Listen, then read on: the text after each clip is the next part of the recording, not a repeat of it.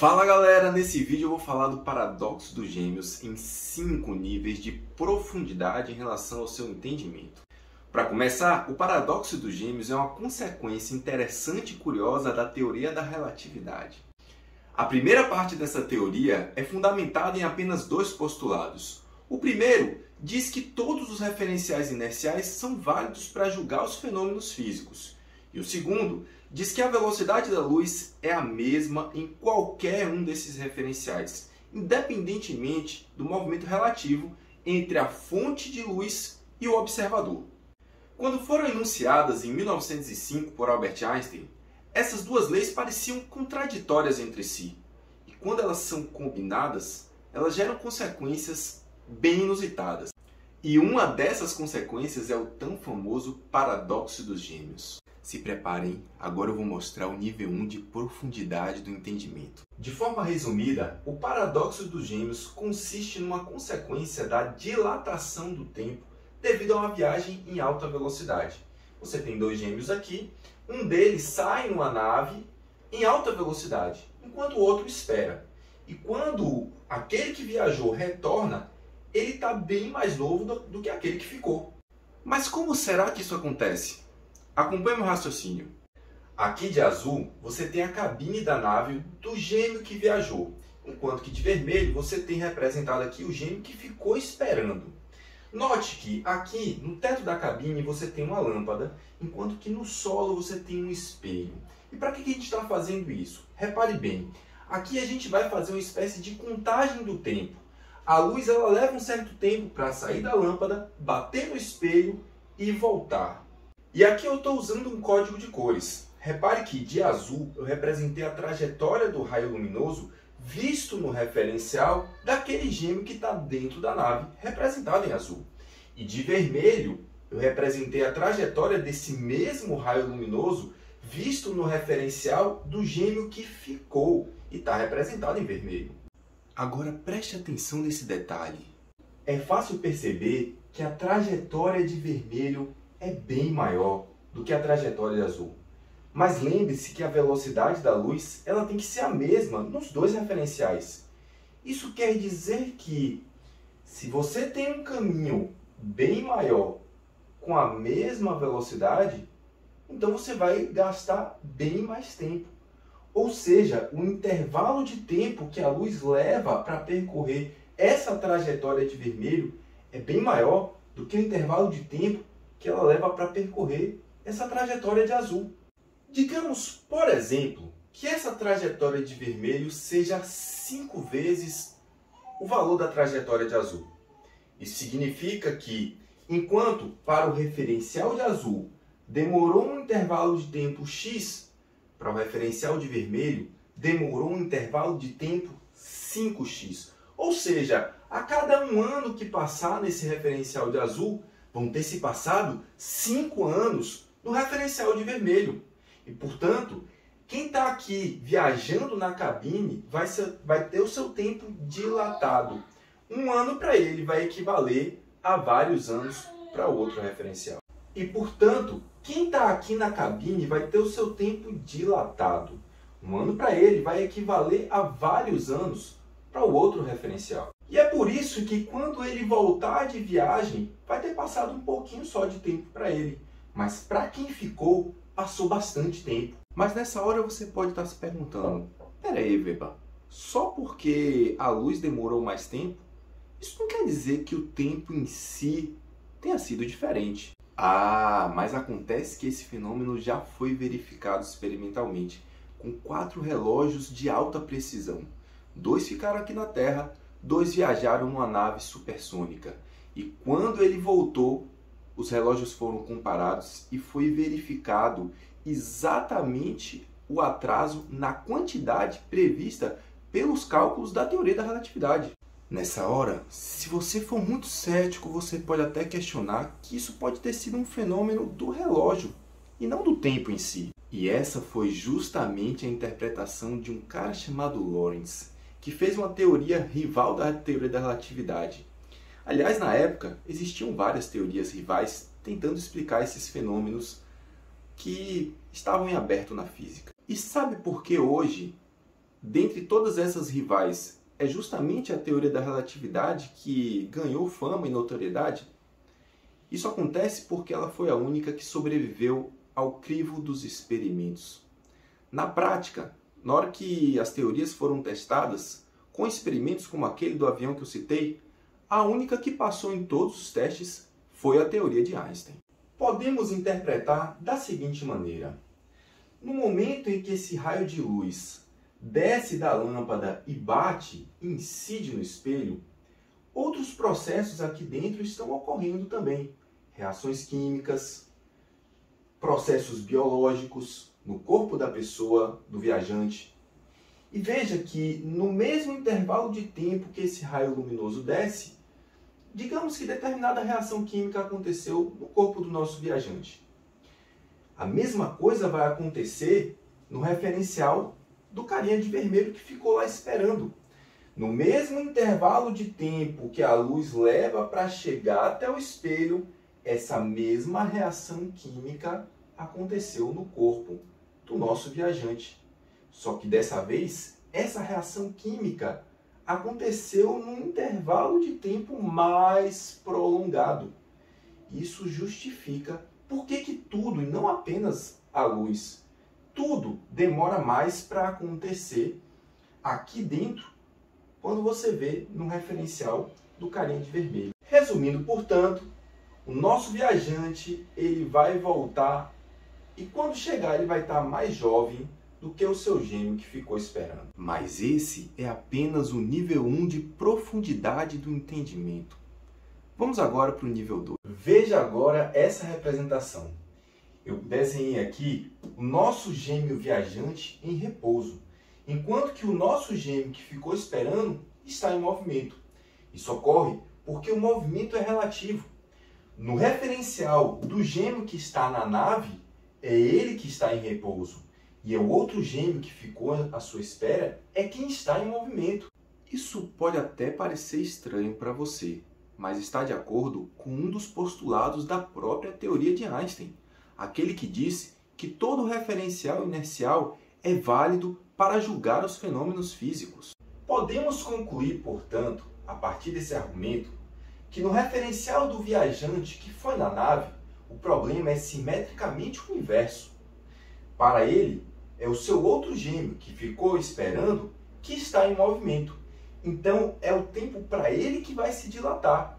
O que faria com que, quando o nosso viajante retornasse, é ele que estaria mais velho e o outro é que estaria mais novo. Essa reciprocidade do movimento gera um flagrante paradoxo, porque para cada um dos gêmeos, o outro ficaria mais novo e ele próprio estaria mais velho. Perceber esse paradoxo nos leva ao nível 2 de profundidade do entendimento. Agora vamos para o nível 3. Observe agora essa representação.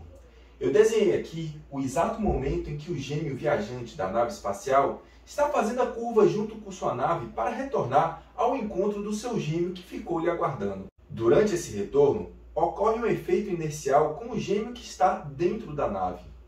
Isso faz com que exista uma espécie de gravidade aparente. Note que esse efeito ele não é sentido pelo gêmeo que ficou aguardando na Terra. Isso faz com que o problema quebre a sua simetria. E a segunda parte da teoria de Einstein nos diz que, além de uma velocidade elevada, tem um outro fator que pode causar esse fenômeno de dilatação temporal, que é justamente a gravidade. Levando tudo isso em consideração, chegamos finalmente à conclusão que realmente é o gêmeo da nave que sofre esse efeito de dilatação do tempo e, portanto, é ele que no retorno está mais novo que o outro que ficou lhe aguardando. Dessa forma, nós solucionamos o problema do paradoxo dos gêmeos. Mas esse é só o nível 3 de profundidade no seu entendimento. Vamos agora para o nível 4. Bem, como vimos, o paradoxo dos gêmeos só foi solucionado porque a viagem era de ida e volta, o que implicava numa aceleração para esse retorno. Mas e se a viagem não tivesse essa aceleração? E se os gêmeos fossem concebidos artificialmente? No exato momento que um passasse pelo outro e que eles percorressem trajetórias retilíneas com velocidade constante, sem nenhuma aceleração a nenhum momento. Nesse caso, o problema voltaria a ser totalmente simétrico. Foi isso que eu representei aqui. Veja, no referencial do gêmeo de vermelho, é o gêmeo de azul que está em movimento. Mas no referencial do gêmeo de azul, é o outro gêmeo, o de vermelho, que se move. Por uma questão de simplicidade, eu desenhei só a nave para o gêmeo de azul. Mas considere que tanto um gêmeo quanto o outro estão em naves, que se movem mutuamente uma em relação à outra. Tá? E aqui eu representei as cabines dessas naves. A cabine do gêmeo de vermelho e a cabine do gêmeo de azul. Agora vamos analisar como é que fica a trajetória do raio de luz que sai da lâmpada, bate no espelho e volta em cada um dos referenciais para cada uma das cabines. Perceba que, na cabine do gêmeo de azul, o que acontece no referencial dele é uma trajetória bem pequenininha, retilínea e vertical. Já o que acontece nessa mesma cabine, mas visto a partir do referencial do gêmeo de vermelho, é uma trajetória bem mais longa. E vamos lembrar que, como a velocidade da luz é a mesma em todos os referenciais, isso significa que o tempo que a luz leva para percorrer essa trajetória mais longa é um tempo necessariamente maior. Por outro lado, o que ocorre na cabine do gêmeo de vermelho é simetricamente o oposto. Veja que, no referencial dele mesmo, a luz ela percorre uma trajetória pequenininha para sair da lâmpada, bater no espelho e voltar. Mas essa mesma trajetória vista no referencial do gêmeo de azul é bem mais longa, o que implica um tempo bem maior. Agora preste atenção na conclusão disso. Cada um dos gêmeos, em sua própria cabine, vai perceber tudo correndo normalmente. Mas, por outro lado, vai perceber uma dilatação temporal do outro gêmeo. Ou seja, cada um dos gêmeos vai envelhecer normalmente, mas vai perceber um envelhecimento retardado, devagar, dilatado do outro irmão, fazendo com que cada um, quando chegue à sua idade mais avançada, possa ter um gêmeo ainda criança. Restaurando a simetria do problema, nós voltamos a ter um paradoxo aqui. Pelo menos é o que parece. E assim concluímos o entendimento do nível 4 de profundidade. Está preparado para o nível 5? Considere agora a seguinte situação. Você tem aqui novamente as duas naves, a de azul e a de vermelho, que não está desenhado por uma questão de simplicidade, e as cabines aqui representadas do gêmeo de azul, do gêmeo de vermelho. E tem uma terceira cabine aqui, que estava no exato local onde essas duas cabines se cruzaram e no momento exato em que os gêmeos foram concebidos artificialmente. Considere ainda que essa terceira cabine aqui do meio, ela enxerga as outras duas se afastarem dela com a mesma velocidade, uma para um lado, a outra para o outro. E nesse momento você pode estar se perguntando, mas o que vai fazer essa terceira cabine? Calma que eu vou te contar. A função dessa terceira cabine é contar o tempo para os nossos tripulantes, tanto o gêmeo de azul quanto o gêmeo de vermelho. E como é que isso vai funcionar? Existe aqui um emissor que vai enviar um sinal luminoso e existe aqui um sensor, tanto na nave do gêmeo de azul quanto na nave do gêmeo de vermelho. Quando esse sinal luminoso for captado pelo sensor, é sinal de que aquele gêmeo está completando 1 ano de idade. E esse emissor já está programado para calcular o tempo que esse sinal leva para chegar até cada uma das naves.